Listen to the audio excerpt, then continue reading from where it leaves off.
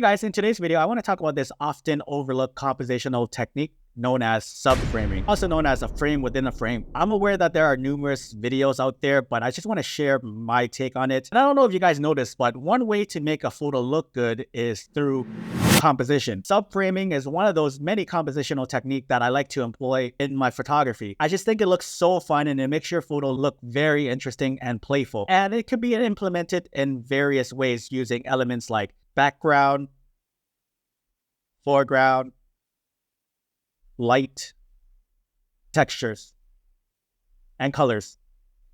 Subframing adds depth and interest to the photos, making them more visually appealing. Now, this technique can be applied to different genres of photography. I use it creatively in my portrait photography because I think it just looks so awesome and it creates visual interest for the viewers. I see it done so many times in street photography,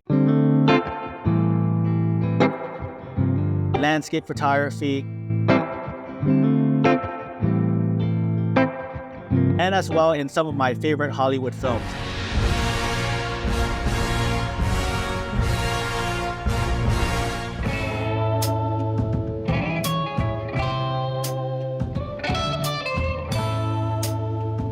How do we spot these in the real world? The easiest way is to look for anything that's shaped like a square or like a box and place your subject within it.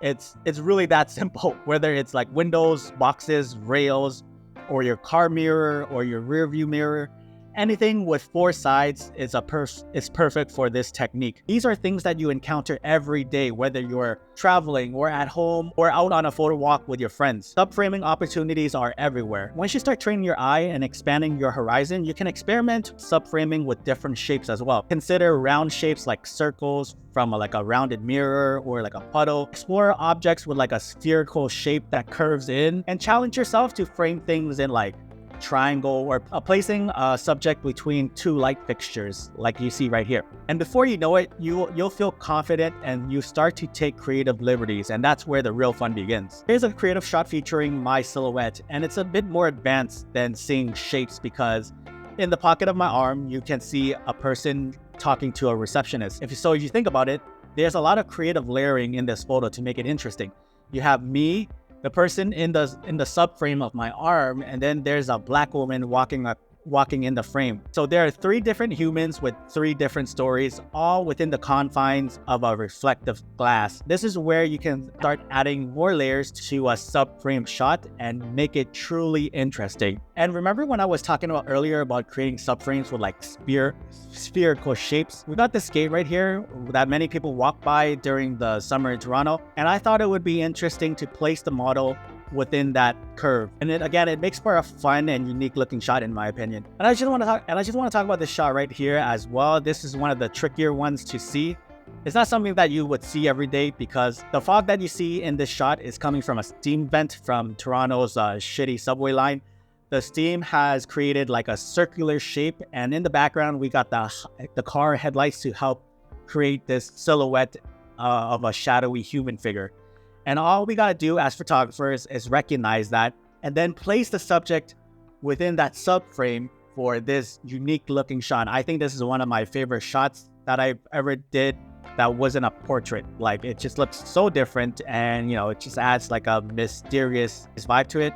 But again, with that fog, it creates a little bit of a circle that I place them in. Now, this is an example of just going out and looking for these things and looking to improve your compositional technique. Again, we got to start from somewhere. I was a pretty shit photographer back then when I started, and I couldn't see these things back then. But with many photo walks, these are things that you pick up on, and in time, your photos will improve and start to look better. Now, the objective is to train your eyes to spot these shapes everywhere in the real world. Possibilities are endless, and you just gotta go out there and start looking for them. The more you practice, the more natural it will become. So the next time you're out for like a photo walk, make subframing or frame within a frame the theme of that walk. Challenge yourself, or even go out with your photo buddy to capture only subframes, and you'll be surprised at how many compositions you come up with. It takes a bit of practice, but once you grasp it, your images will elevate to a whole nother level. At the end of the photo walk, you and your buddy can compare shots and see what you like about each other's shots. And if you see a frame that they